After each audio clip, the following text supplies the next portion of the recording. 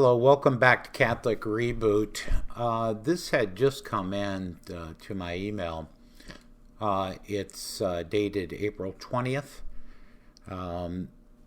which is today. It's a declaration from Archbishop Carlo Maria Vigano titled the Fifth International Vatican Conference. The way it was titled in my email is the church is being eclipsed by Pope Francis. I'm just going to read this to you, and we'll go through the actual additional articles or websites that he's pointing to. So he says, from May 6th to the 8th, 2021, the Fifth International Vatican Conference will take place, entitled Exploring the Mind, Body, and Soul, Unite to Prevent and Unite to Cure, a global healthcare initiative, how innovation and novel delivery systems improve human health. The event is being hosted by the Pontifical Council for Culture, the Curia Foundation, the Science and Faith Foundation, and the STEM for Life Foundation. Michael Haynes of LifeSite News has reported on the topics to be addressed, and the participants, including the infamous Anthony Fauci, whose scandalous conflicts of interest did not prevent him from taking over the management of the pandemic in the United States, Chelsea Clinton, a follower of the Church of Satan and a staunch abortion advocate, the New Age guru Deepak Chopra, Dame Jane Goodall, environmentalist and chimpanzee expert, the CEOs of Pfizer and Moderna, representatives of big tech, and the whole slew of abortionists, Mathenutians, and globalists known to the general public. The conference has recruited 5 prominent journalists to be moderators, who are exclusively from left-wing media outlets such as CNN, MSNBC, CBS, and Forbes. Here's one of the posts that LifeSite News actually has, and it's also promoting this big time on the website. So if you want to look at this, you can see the URL up on the top, and they're bragging about the 114 speakers. If you look at this right here, I mean, almost sacrilegious, to say the least, where typically that's God's hand touching man. This whole global health system. And again, if you want to go and read this, it just shows the same announcement back on April 15th. But back to the actual declaration. This conference, along with the Council for Inclusive Capitalism of Lynn Forster D. Rothschild, the Global Compact on Education, and the Interreligious Pantheon, to be held in June in Astana, Kazakhstan, is the upteenth scandalous confirmation of a disturbing departure of the current hierarchy, and in particularly its highest Roman members from the Catholic Orthodoxy. The Holy See has deliberately renounced the supernatural mission of the Church, making itself the servant of the New World Order and Masonic globalism in an anti-Christic counter-magisterium. The same Roman dicasteries, occupied by people ideologically aligned with Mario Bergoglio, which is Pope Francis's family name, and protected and promoted by him. Excuse me. Now continue unrestrained in their implacable work of demolishing faith, morals, ecclesiastical discipline, and monastic and religious life, in an effort as vain as it is unprecedented to transform the bride of Christ into a philanthropic association enslaved to the strong powers. The result is the superimposition over the true church of a sect of heretical and depraved modernists who are intent on legitimizing adultery, sodomy, abortion, euthanasia, idolatry, and any perversion of the intellect and will. The true church is now eclipsed, denied, and discredited by her very pastors, betrayed even by one who occupies the highest throne, and he's referring to Pope Francis. The fact that the deep church has managed to elect its own members so as to carry out this infernal plan in agreement with the deep state is no longer a mere suspicion, but a phenomena which is now essential to ask questions about and shed light on. The submission of the Cathedra Veritatis, see or Throne of Truth, to the interests of the Masonic elite is manifesting itself in all its evidence and the deafening silence of the sacred pastors and in the bewilderment of the people of God who have been abandoned to themselves. Further demonstration of this degenerate libido savindi desire for serving of the Vatican towards the globalist ideology is the choice of speakers to give testimonies and lectures supporters of abortion, of the use of fetal material in research, of demographic decline, of the pansexual LGBT agenda, and last but not least, of the narrative of COVID and the so-called vaccines. So I want to show you the stem cell, Stem for Life site. Again, this is, you can look up here for the URL address, stemforlife.org, in which they explain exactly what their purpose is. Cardinal Ravasi, the president of the Pontifical Council for Culture, is certainly one of the leading representatives of the deep church and modernist progressivism, as well as an advocate of dialogue with the infamous Masonic sect and a promoter of the infamous courtyard of the Gentiles. It is therefore not surprising that included among the organizers of the event is the Stem for Life Foundation, which is what I showed right before this, which proudly defines itself as a non-sectarian, non-partisan, tax-exempt organization focused on creating a movement to accelerate development of cell therapies.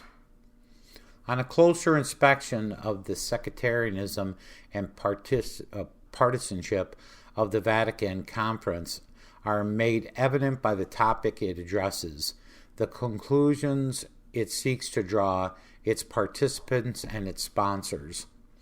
Even the image chosen to promote the conference is extremely eloquent, a close-up of Michelangelo's fresco of creation on the Sistine Chapel ceiling. That's what I was showing right here.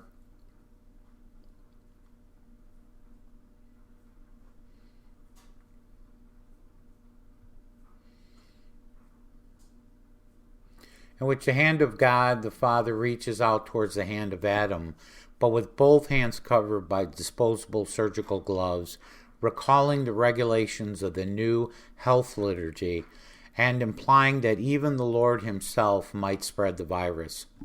In this sacrilegious misrepresentation, the order of creation is subverted into therapeutic anti-creation, in which man saves himself and becomes the mad author of his own health redemption. This is pretty sick. Instead of the purifying laver of baptism, the COVID religion proposes the vaccine, the bearer of disabilities and death, as the only means of salvation. Instead of faith in the revelation of God, we find superstition and the irrational assent to precepts that have nothing scientific about them, with rites and liturgies that mimic true religion in a sacrilegious parody. This choice of imaginary has an abhorrent and blasphemous ring to it, because it uses a well-known and evocative image to insinuate and promote a false and tendacious narrative that says that in the presence of a seasonal flu, whose virus has still not been isolated according to Koch's postulates, or that's Koch, I believe, Koch's postulates, and that can be effectively cured using existing treatments, it is necessary to administer vaccines that are admitted to be ineffective and that are still in the experimental phase with unknown side effects, and whose producers have obtained a criminal shield of immunity for the distribution. The victims immolated on the altar of the health Moloch, from the children dismembered in their 3rd month of pregnancy in order to produce the gene serum to thousands of people who have been killed or maimed, do not stop the infernal machine of Big Pharma, and it is to be feared that there will be a resurgence of the phenomena over the next few months. One wonders if Bergoglio's zeal for the dissemination of the gene serum is not also motivated by base economic reasons, as compensation for the losses suffered by the Vatican and the diocese following the lockdown and collapse of the attendance by the faithful at Mass and sacraments. On the other hand, if Rome's science about the violation of human and religious rights in China has been paid for by the Beijing dictatorship with substantial prebends, nothing prevents the replication of this scheme on a large scale in exchange for the Vatican's promotion of the vaccines. The conference will obviously take great care not to mention, even indirectly, the perennial teachings of the magisterium on moral and doctrinal questions of the greatest importance. Conversely, the psychopathic praise of the worldly mentality and the prevailing ideology will be the only voice, along with the amorphous ecumenical repertoire inspired by the New Age. I note that in 2003, the same Pontifical Council for Culture condemned yoga, meditation, and more generally, New Age thought as being incompatible with the Catholic Church. Accordingly to the Vatican document, let me show you that. This is the Vatican document. Jesus Christ, the bearer of water of life. Again, here is the URL up here if you want to go out to that site. According to the Vatican document, the New Age thought shares with a number of internationally influential groups the goal of superseding or transcending particular religions in order to create space for the universal religion, which could unite humanity. Closely related to this is a very concerted effort on the part of many institutions to invent a global ethic, an ethnical framework which would reflect the global nature of contemporary culture, economies, and politics. Further, the politicization of ecological questions certainly colors the whole question of the Gaia hypothesis or worship of Mother Earth. It goes without saying that the pagan ceremonies with which St. Peter's Basilica was profaned in honor of the Pachamama idol fit perfectly into the politicalization of ecological questions, denounced by the 2003 Vatican document, and which today is instead promoted without gloss, that is, without any sacrament taking any distance from the agenda, by the so-called Bergoglian magisterium, beginning with Laudato Si a Fratelli Tutti. At La Salette, Our Lady warned us, Rome will lose the faith and become the seat of the Antichrist. It will not be the Holy Church, indefectible by the promises of Christ, that will lose the faith. It will be the sect that occupies the see of most blessed Peter, and which today we see propagating the anti-gospel of the New World Order. It is no longer possible to remain silent, because today our silence would make us accomplices of the enemies of God and of the human race. Millions of faithful are disgusted by the countless scandals of the pastors, by the betrayal of their mission, by the desertion of those who by holy orders are called to bear witness to the holy gospel and not to support the establishment of the kingdom of the Antichrist. I beg my brothers in the episcopate, priests, religious, and in a particular way, the faithful laity who see themselves being portrayed by the hierarchy, to raise their voices so as to express with a spirit of true obedience to our Lord, head of the mystical body, a firm and courageous denunciation of this apostasy and its authors. I invite everyone to pray that the Divine Majesty may be moved to compassion and intervene in our aid. May the Most Holy Virgin, the Song of Songs, intercede before the throne of God, terrible as an army in battle array, compensating with her merits for the unworthiness of her children, who invoke her with the glorious title of Help of Christians, Auxilium Christorum. Signed, Carlo Maria Vigano, Archbishop, dated April 20th, 2020, which is today. For many of you that aren't familiar with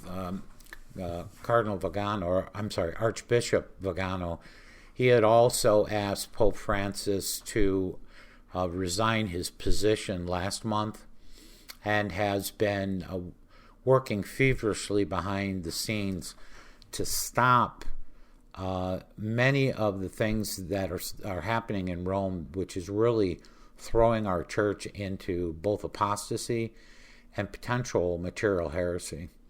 So I thought I'd just get this out before the day's over, and if you'd like a copy, I'll put my email address at the very end. And this is concerning.